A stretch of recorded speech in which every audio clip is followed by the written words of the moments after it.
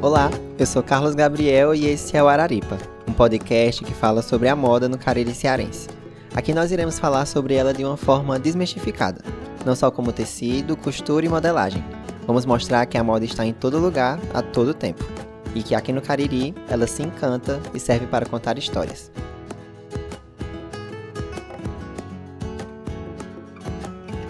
Esse episódio se constrói através de vozes que fazem a moda tomar sentido por aqui, tecendo, criando e estampando um Cariri autêntico, manual e autoral. Esse episódio vai falar sobre registro têxtil.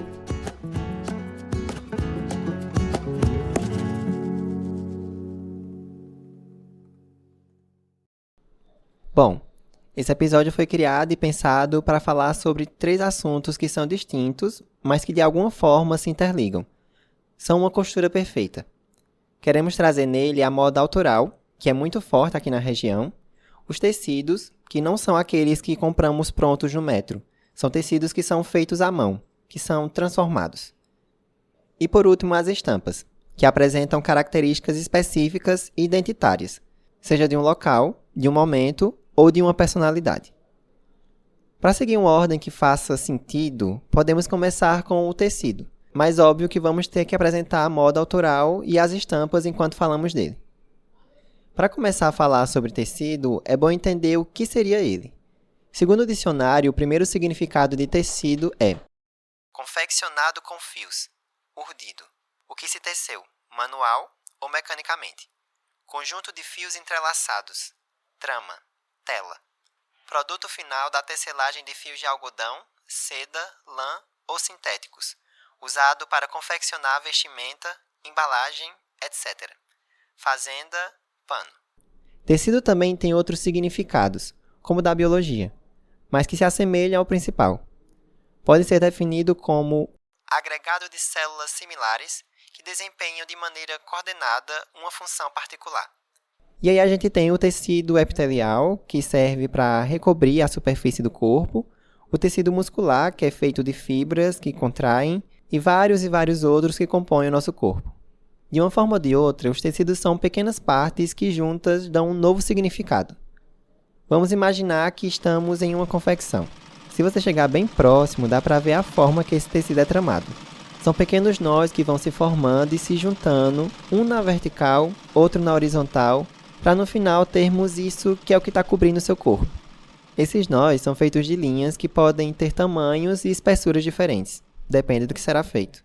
Essas linhas podem ser trabalhadas de forma mecânica, com máquinas que surgiram no século XVIII, no período de Revolução Industrial, ou como foi por muito tempo, tecidas de forma manual.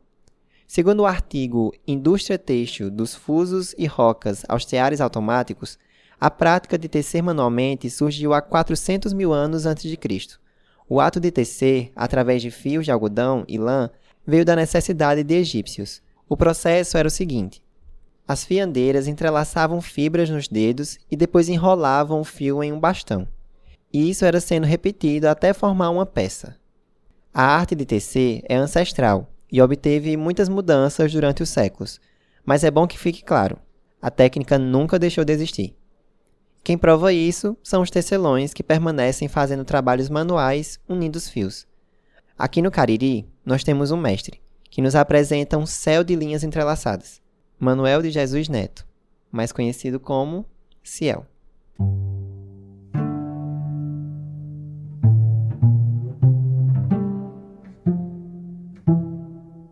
Eu trabalho com tecelagem, com teares, e fabrico os teares, fabrico panos, desenvolvo várias técnicas de várias regiões do mundo. Na minha área, eu tive a chance de descobrir muita coisa que a tecelagem nunca descobriu. Então, boa parte do ser humano não conhece os princípios da tecelagem. Todo mundo tem que fazer tecelagem, como o Rudolf Steiner falou. Mestre Ciel é do Cariri e vive no Arajara, zona rural da cidade de Barbalha. Mas sua vida no tear não começa aqui. O mestre fala que quando era criança, seus pais não tinham condições e a oferta de empregos na região era muito baixa, o que fez com que a família optasse pelo êxodo. Foi então que Ciel foi morar em Guarulhos, no estado de São Paulo. Lá ele conheceu algumas pessoas de sua idade que já trabalhavam. E um de seus colegas de escola falou que onde ele trabalhava, que era em uma construção, estava precisando de alguém que ficasse na área de tecelagem. O mestre aprendeu a artesania com a dona desse local, mas por muito tempo ele ficou apenas no corte de retalhos. A mulher que ficava responsável por fazer o tear se casou e abandonou o emprego. Foi então que o patrão de Ciel o colocou para assumir aquela função. É nesse momento que Manuel Ciel começa a experimentar. Depois do tear lá. Aí eu comecei a tecer. Comecei a fazer, inventar uns nó que deitava a cor e podia fazer o desenho. Descobri, dando nó e preenchendo de cor, que tinha uma matemática de escadinha. Aí eu comecei a usar essa matemática para fazer as curvas. Mas aprendi assim, dando nó e preenchendo de cor. Não sabia tramar com a cor, não. Ciel ficou trabalhando nesse local até o ano de 1977. Durante esse tempo, ele começou a ensinar pessoas que tinham interesse no processo de tear. Após sair da fábrica, ele decidiu fazer seu próprio tear. Durante esse tempo de criação independente, o mestre foi convidado para fazer uma exposição na Praça Roosevelt, na cidade de Bela Vista, em São Paulo. Pela primeira vez, Ciel conseguiu vender peças criadas por ele mesmo. As técnicas usadas por Ciel são muitas. Durante a sua juventude e vida adulta, ele teve muitos encontros com tecelões do Brasil, como Ernesto Arostegui, que inclusive lhe mostrou uma técnica diferente, onde não precisava fazer o tear como escadas, assim como ele tinha aprendido de forma autodidata. As características dos produtos feitos por Ciel apresentam muito do que ele passa em sua vida. Por não ter muitas condições financeiras, a maioria dos maquinários que ele usa para desenvolver os teares foram feitas por ele mesmo, de forma artesanal, com produtos reciclados, como por exemplo a roca, que é aquele instrumento feito para criar fios igual àqueles que a gente via quando era criança nos filmes da Bela Adormecida, onde ela fura o dedo e cai no sono profundo. A roca feita por Ciel é com uma roda de bicicleta, que ele achou e resolveu dar um novo significado. Além também dos próprios materiais usados para tear, que são linhas, papéis, plásticos, fibra de milho, fibra de bananeira e tudo, absolutamente tudo que possibilite Ciel de criar. A criação artesanal, além dessa forma manual de ligação de fios para criar um tecido, também faz parte do surgimento de estampas.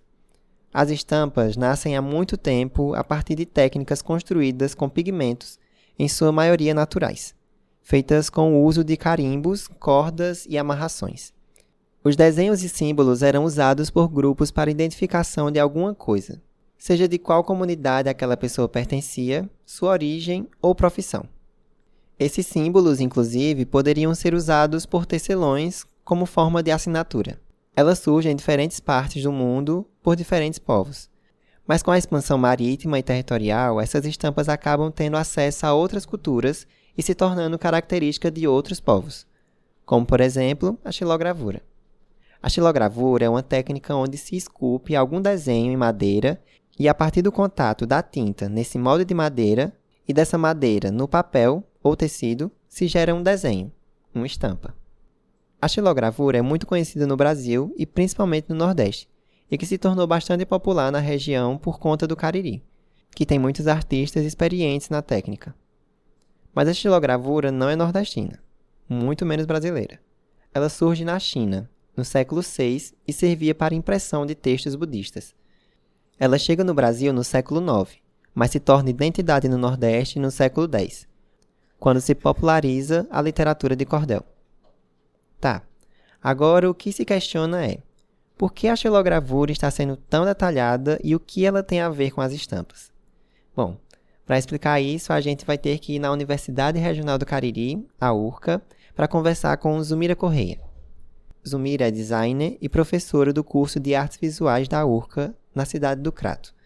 Além de designer, professora, escritora e tudo que há de profissão no mundo, Zumira tem também uma paixão, a moda. Durante sua graduação no design, que inclusive foi na Escola de Belas Artes, na UFBA, Zumira pôde pesquisar moda e manualidades na Teciteca, um grupo de pesquisa têxtil focado em catalogar e preservar o acervo têxtil na Bahia. Foi por lá que ela se aproximou das artesãs, como as rendeiras, e despertou também a vontade de pesquisar sobre as rendas de birro de Santana do Cariri, nesse trânsito Bahia-Cariri. Essa paixão serviu também para que Zumira, de alguma forma, pudesse unir arte e moda nas suas disciplinas no curso de artes visuais. No início de 2025, ela ficou responsável por dar a disciplina de Gravura 2, que previa aprofundar as técnicas de serigrafia. Pela falta de equipamento, ela resolveu experimentar outras formas de estampar, pensando agora principalmente o têxtil.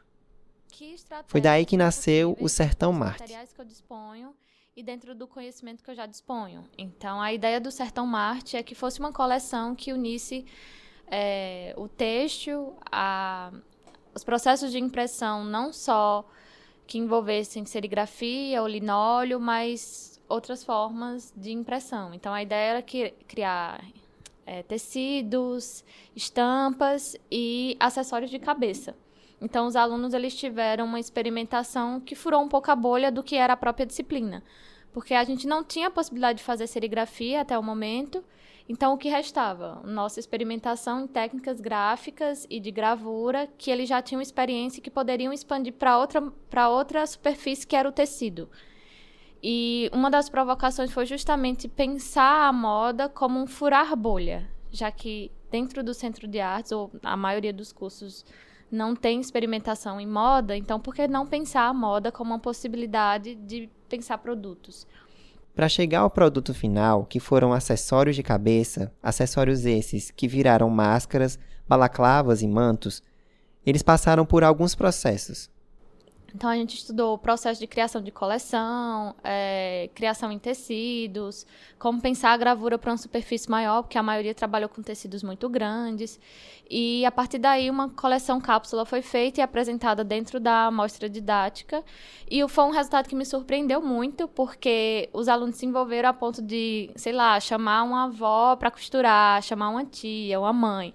Então, eles fizeram muitos materiais que realmente foram além de só estampar um tecido. Eles criaram produtos possíveis e viáveis, e a gente até fez um ensaio fotográfico, um dos alunos é fotógrafo, e ele fez um ensaio junto, então a gente conseguiu entregar até um editorial dessa pequena coleção.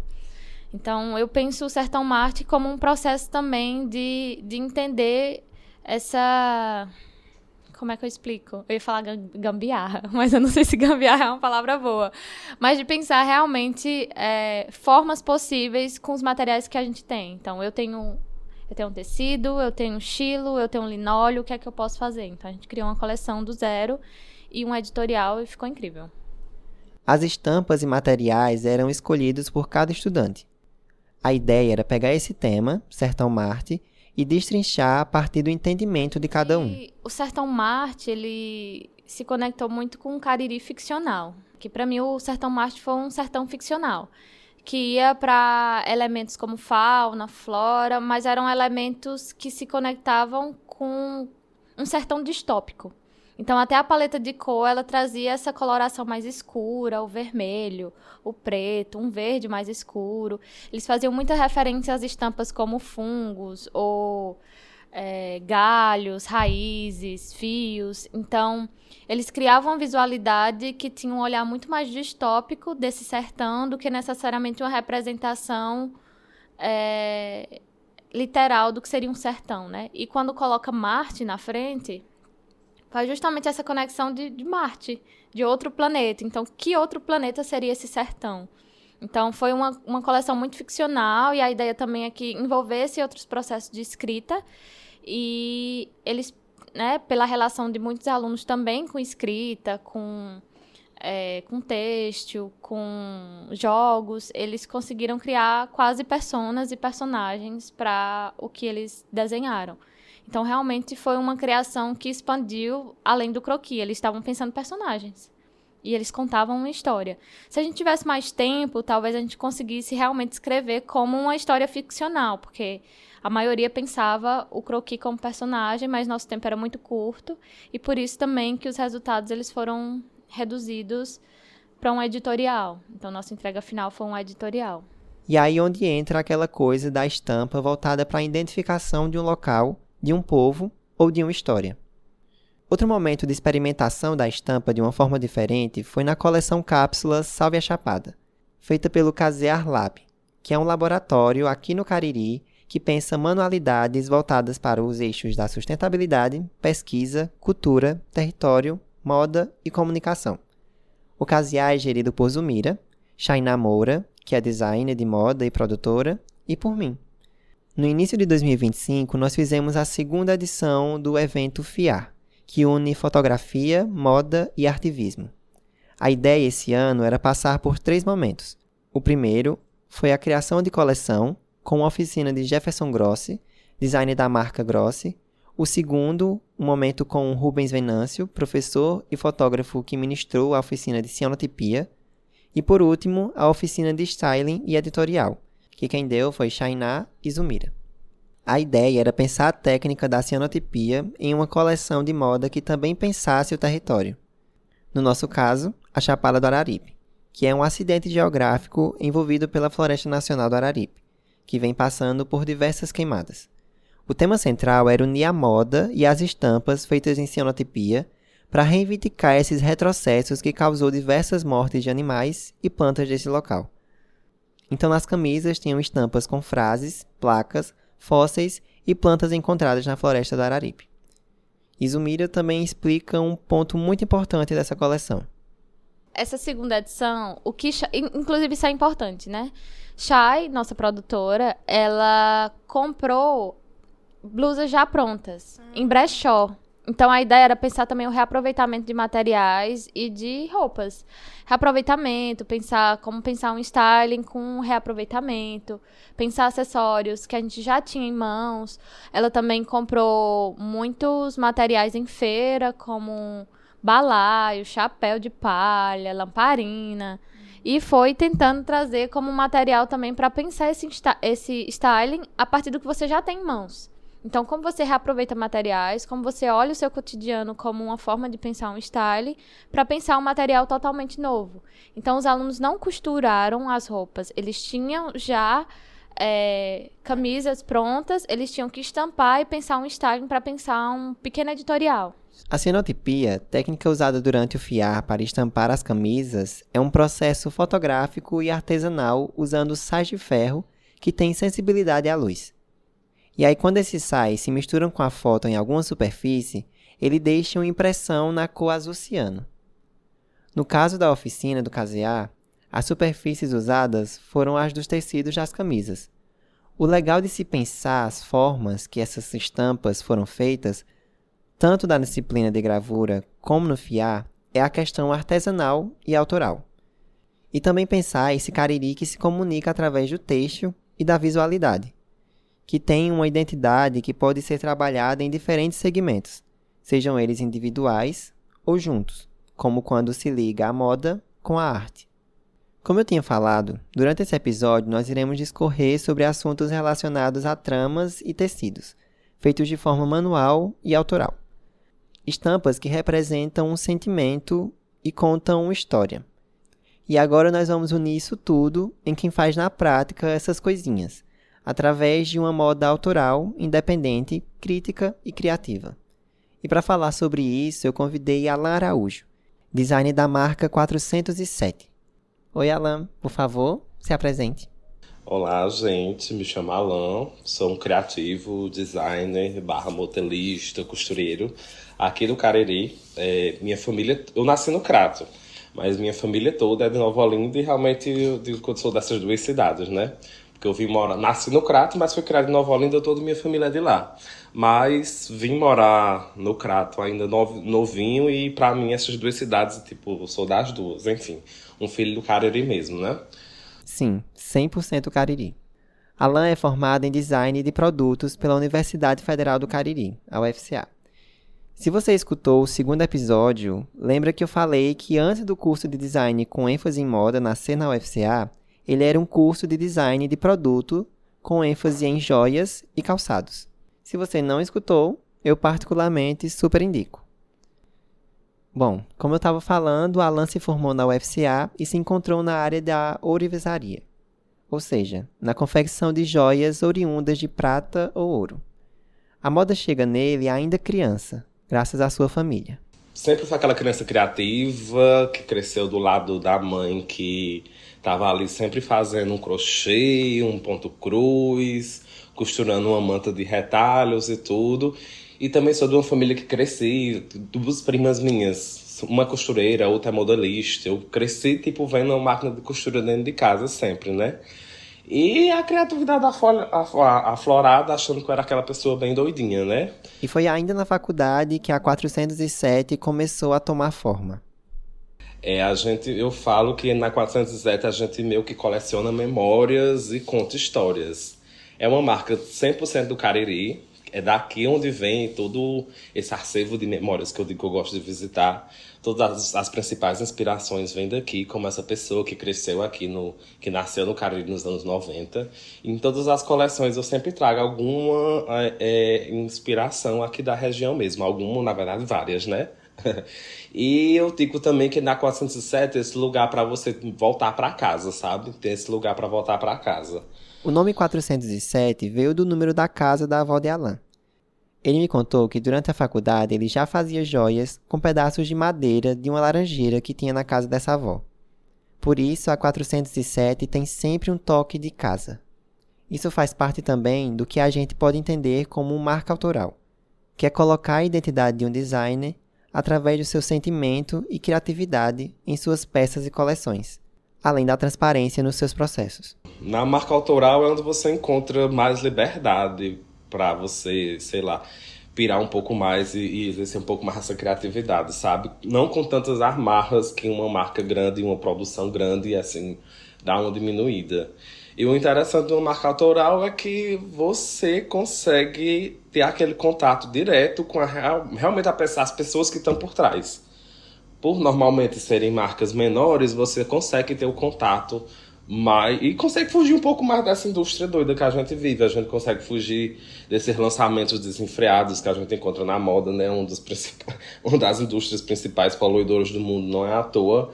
E eu acredito muito não em marcas autorais, que você realmente conhece a pessoa que está lá produzindo, você consegue ter esse contato direto e a gente consegue também ter a liberdade de contar sobre quem a gente é e de onde a gente vem.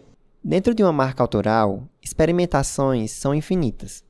Novas formas de desenvolver peças são quase que fundamentais. Em maio desse ano, a 407 fez seu primeiro desfile com uma coleção completa, levando para as passarelas do DFB, um dos maiores eventos de moda autoral da América Latina, a Tem Macaxeira no Feijão, apresentando peças que referenciam um prato feito por sua família, e também a lenda da Ponte de Pedra, que fica em Nova Olinda. É nessa junção de elementos que Alan e a 407 contam uma história dentro da coleção. Na verdade, é tipo um TC mesmo e um bordado, diferentes histórias que a gente vai juntando para poder contar aquilo, trazer aquela sensação e aquele sentimento que eu quero trazer na coleção, sabe? Nessa coleção, muitas artesanias foram feitas também.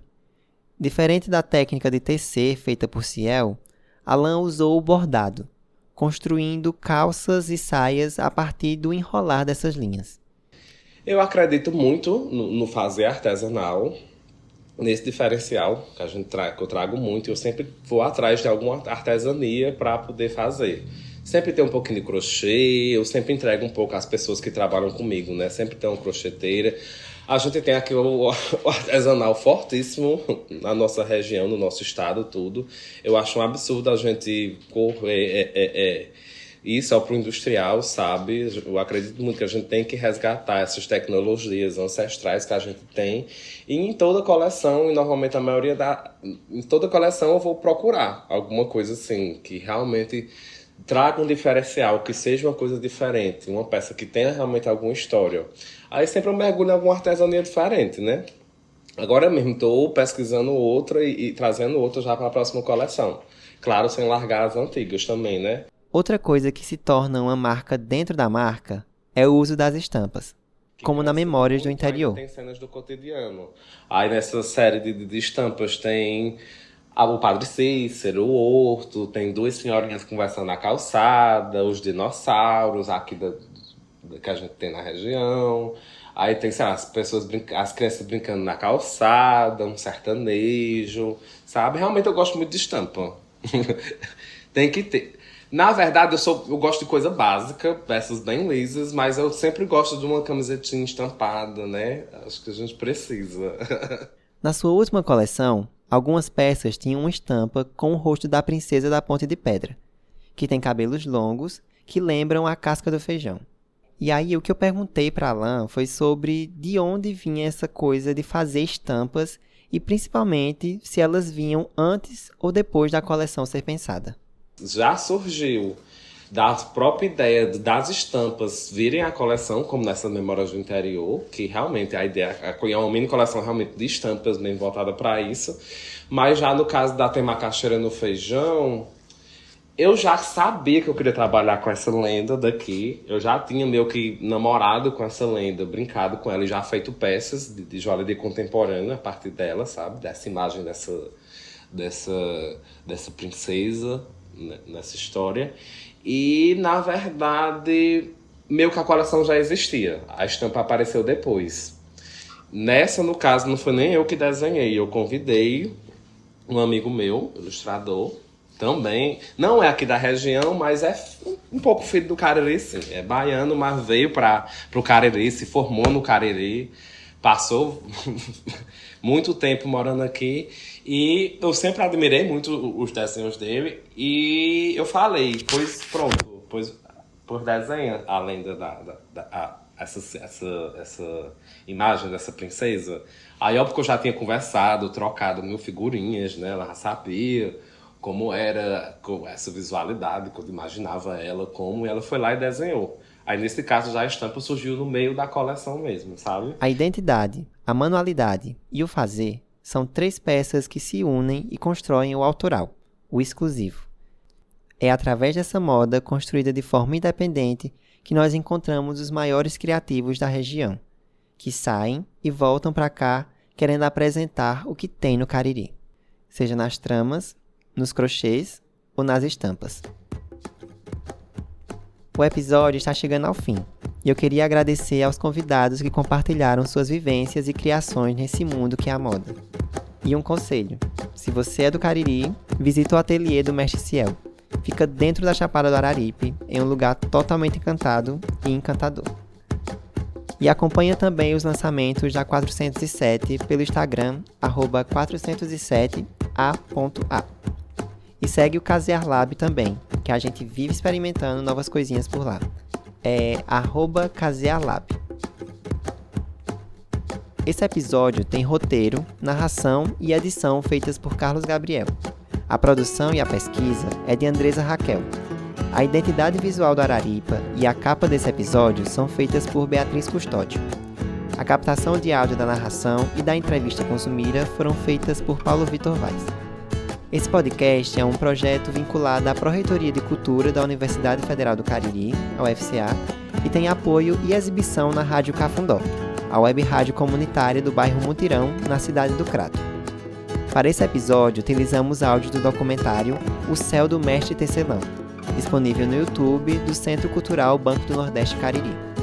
Segue a gente no Instagram, @araripapodcast. Obrigado por nos escutar e até o próximo episódio.